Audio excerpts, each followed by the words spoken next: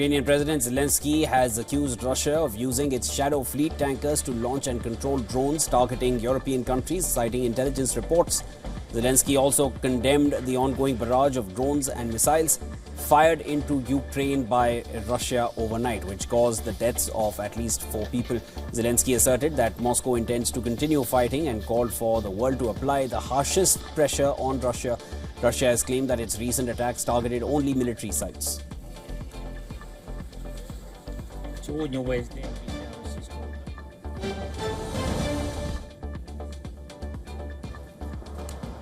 Ukrainian forces carried out strikes in Belgorod, targeting the local thermal power plant, which caused significant power outages and disruptions to electricity and water supply in the city. The mayor of Belgorod confirmed damage to critical infrastructure, leading to blackouts and affecting essential services.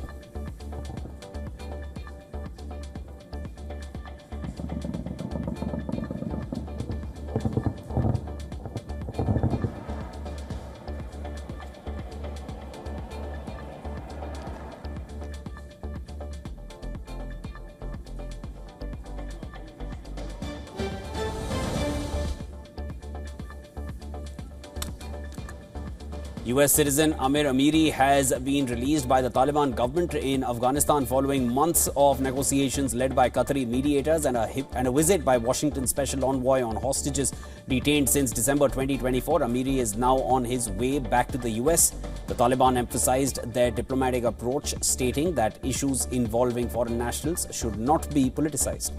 US Secretary of State Marco Rubio praised Qatar's efforts and highlighted the administration's commitment, reinforced by President Donald Trump's executive order to protect Americans from wrongful detention abroad. This marks the 5th American freed by the Taliban this year through Qatari mediation.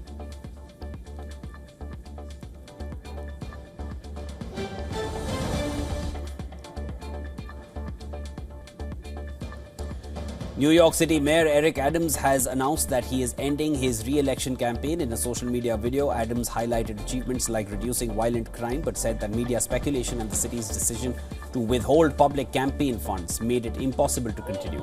The one-term Democrat's exit comes days after he insisted that he would remain in the race, though speculation about his future has swirled for a year.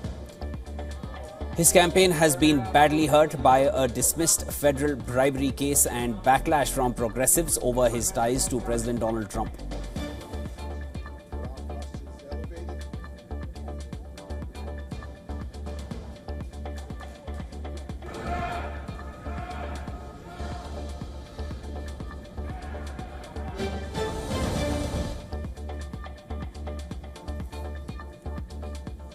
New York City mayoral candidate Zohran Mamdani has responded to Mayor Eric Adams dropping out of the race by saying it's time to actually think about New Yorkers.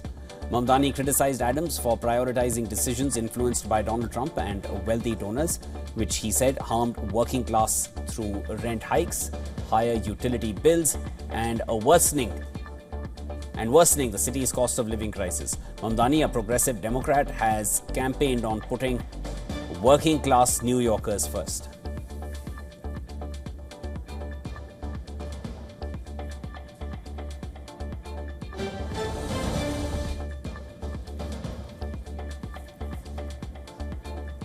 Federal agents patrolled Chicago streets on Sunday as part of Donald Trump's intensified crime crackdown. Their presence drew protests with crowds chanting "ICE, go home."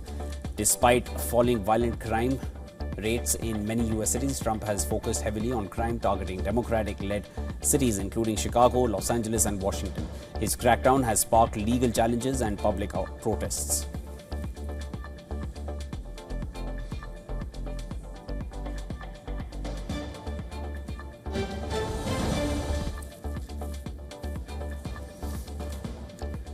A gunman opened fire during Sunday services at a Latter-day Saints church in Grand Blanc Township in Michigan, killing 4 persons and injuring 8 before police shot him down. Authorities say the 40-year-old suspect rammed his vehicle into the building, then opened fire and likely set the church ablaze.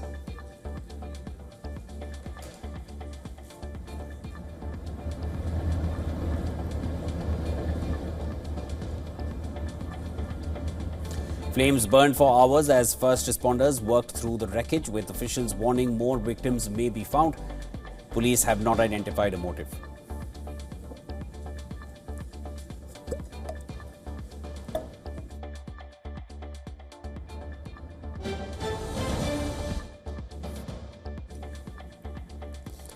Nepal is slowly returning to normalcy after the Gen Z protests, with officials reporting that 7,700 of the nearly 14,500 prisoners who escaped during the September 8th and 9th riots are now back in custody, either through voluntary surrender or arrests by security forces. 10 prisoners died during the unrest, but over 6,800 remain on the run as the government intensifies nationwide manhunt.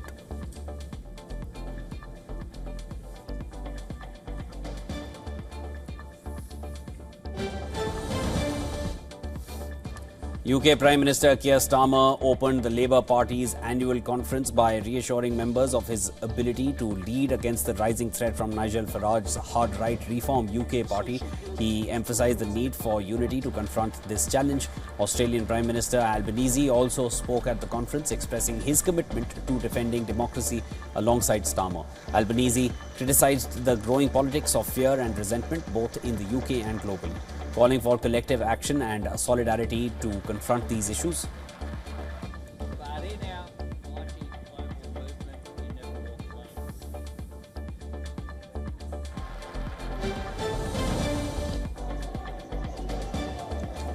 Several protesters supporting Palestine Action were arrested outside the Labour Party conference in Liverpool. Roughly 100 demonstrators held signs stating, "I oppose genocide, I support Palestine Action."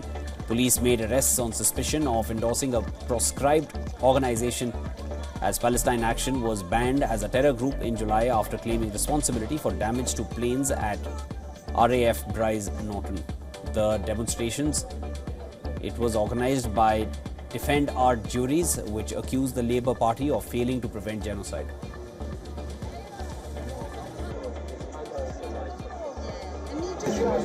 Day of Labour's annual conference, as the party's leaders sought to position Labour as an alternative to Reform UK.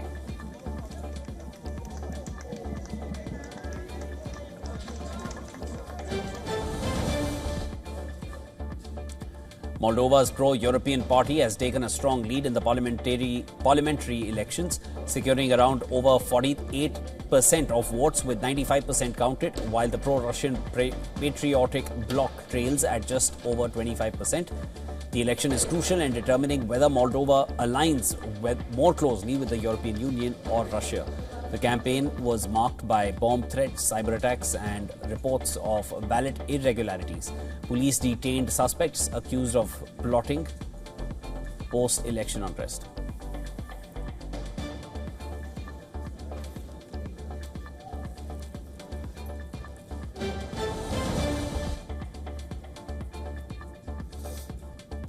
Telegram founder Pavel Durov has accused French intelligence of trying to pressure him into censoring Moldovan voices in exchange for help with his court case in France. Durov said that while he was stuck in Paris last year, an unidentified intermediary asked him to remove certain anti-government channels in the run-up to the 2024 Moldovan presidential election. Durov said that while a few channels were deleted for violating platform rules,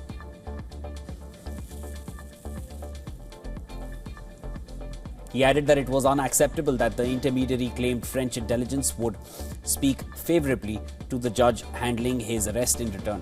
France's foreign ministry dismissed the allegations, saying Durov likes making accusations, pointing to earlier claims he made about France trying to manipulate politics in Romania during the 2025 Romanian presidential election.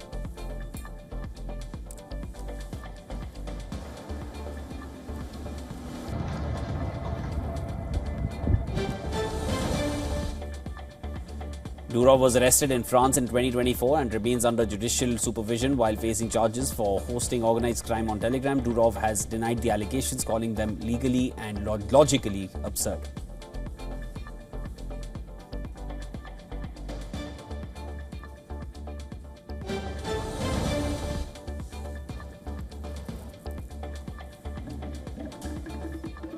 Cameroon's presidential campaign began this weekend, with President Paul Biya's supporters, highlighting his long experience, while opposition candidate Cabral Libi rallied crowds demanding change after over 40 years of Bia's rule.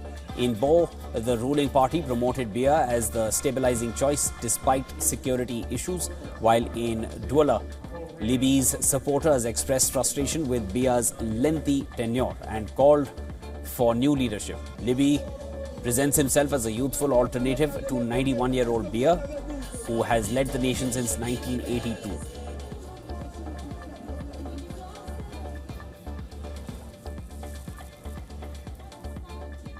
The campaign will culminate in elections on the 12th of October.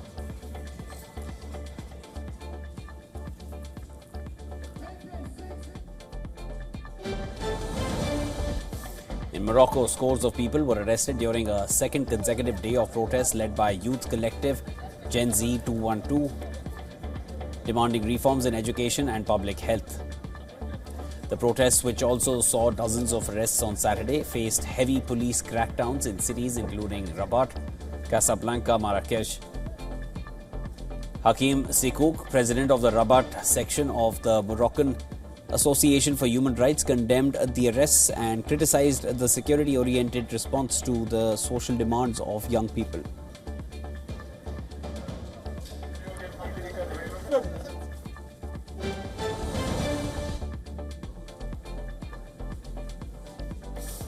At least 19 people, including a police officer, were injured over the weekend during protests against the government of Peruvian President Dina Boluarte and Congress in Lima. Many young demonstrators voiced anger towards the police, accusing them of doing little beyond guarding protest sites. One protester said that officers show force when confronting citizens but are slow or absent when it comes to tackling street crime. The ongoing protests are fueled by grievances over corruption, pension reforms, and what they see as persistent police inaction.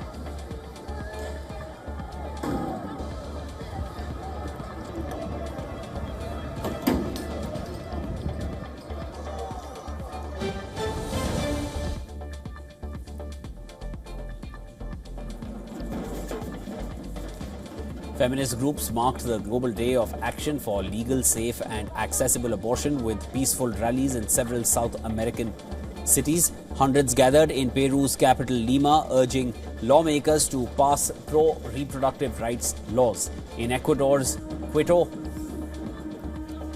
protesters marched against restrictions. Mexico City saw vibrant street dancing by feminist collectives. The events highlighted ongoing demands for wider, safer abortion access across Latin America.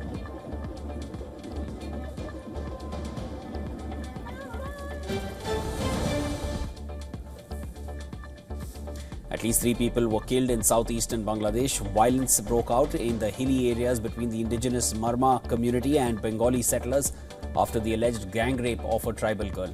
The Bangladesh Home Ministry expressed deep sorrow over the incident. It confirmed that a police major, the commanding officer of Guimara police station, 3 other policemen and many others were injured in the attack. The ministry vowed swift action against the culprits and said no criminal would be spared.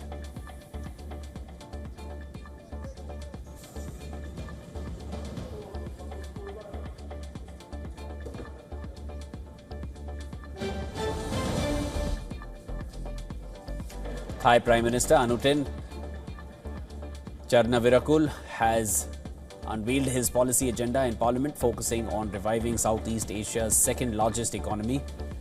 He announced measures to cut living costs, ease household debt and boost domestic tourism. Anutin also pledged to resolve a border dispute with Cambodia, curb illegal gambling and even improve disaster preparedness with advanced warning systems, which Parliament set to dissolve by January and elections due in March or April. His government has only a short window to deliver the results.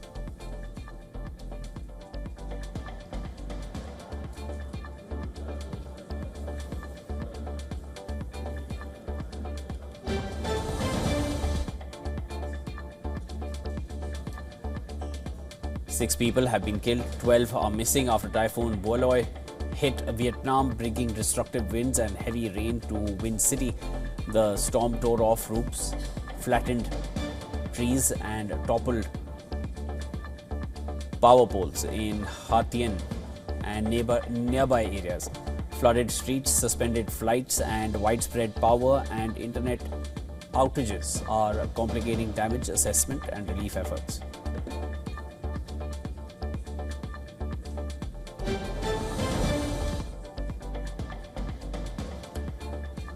At the 26th Tripartite Environment Ministers meeting in China's Yantai, China, Japan, South Korea have adopted a new joint action plan for 2026-2030 to boost environmental cooperation. The plan sets activities in 8 priority areas, building on past achievements in air pollution control, sandstorm prevention and chemical management as the 3 nations work together to address regional and global environmental challenges.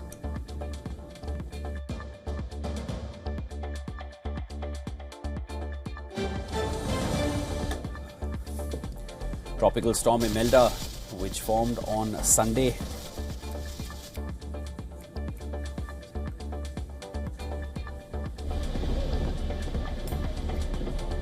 it is expected to become a hurricane, likely moving away from the US east coast early this week. The storm is causing heavy rain and flooding in the Bahamas and Cuba, with tropical storms warning in parts of the Bahamas and a watch in Florida. Meanwhile, Humberto remains a strong Category 4 storm threatening Bermuda. Flights to and from the islands have been cancelled, with airports expected to open after midnight if weather conditions improve. The Bahamas Meteorology Department forecasts continued heavy rain over Nassau, Andros Islands, San Salvador and Long Island.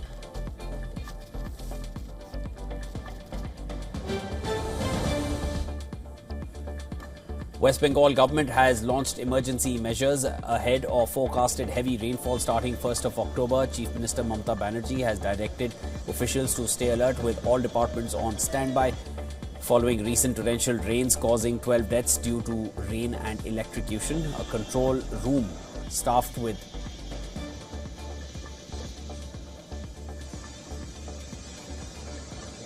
by a senior IAS officer will monitor the situation around the clock. This control room will operate throughout the festive season from September 26th to October 7th and other key dates in October. The India Meteorological Department predicts a low pressure area over the Bay of Bengal, bringing isolated heavy to very heavy rainfall in West Bengal from the 2nd to the 4th of October.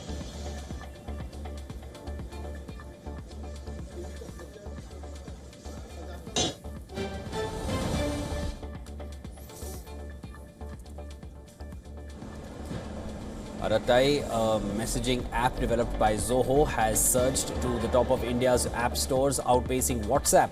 The app saw daily sign-ups jump from 3,000 to 350,000 in just 3 days. Aratai AI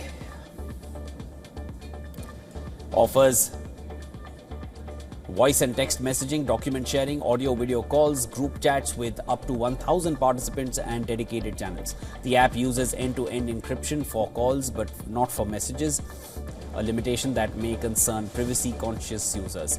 Last week, India's Education Minister Dharmendra Pradhan urged people to switch to Arat AI, echoing Prime Minister Narendra Modi's call to support Swadeshi or indigenous products.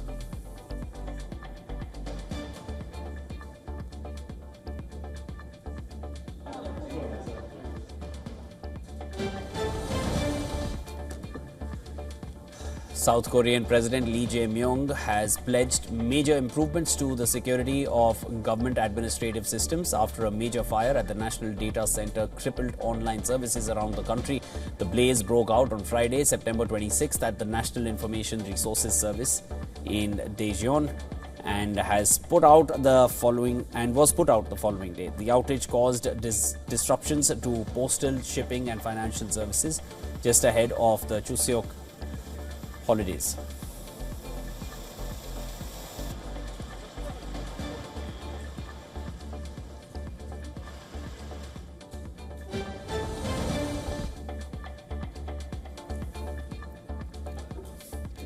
Oil prices edged lower as investors took profits following recent gains despite ongoing concerns over tight supply and strong global demand.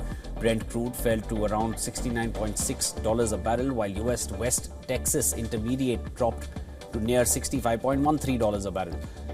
The market remains watchful of potential disruptions from weather events and supply limits imposed by OPEC Plus. Analysts caution that volatility continues to drive short-term trading with investors, balancing risk and opportunity in the current uncertain environment.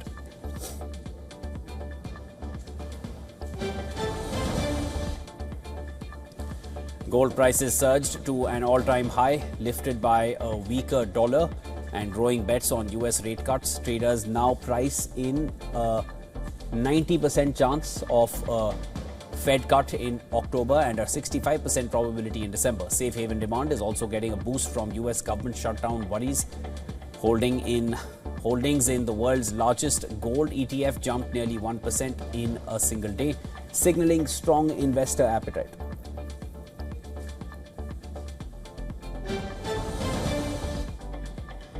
Asian markets opened cautiously as investors braced for a potential US government shutdown that could delay crucial economic data.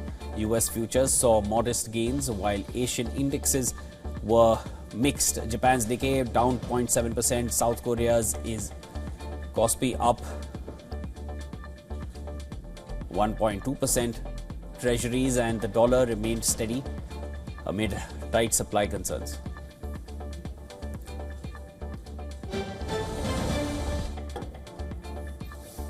Coming to sports, India clinched the Asia Cup title for the 9th time. The men in blue claimed victory over Pakistan in a thrilling final. However, India refused to collect the Asia Cup trophy from Pakistan Interior Minister and PCB Chief Mohsin Naqvi, who's also the chairman of the Asia Cricket Council. India won the toss and opted to field first. India took 9 wickets for just 33 runs as Pakistan were bundled out for 146.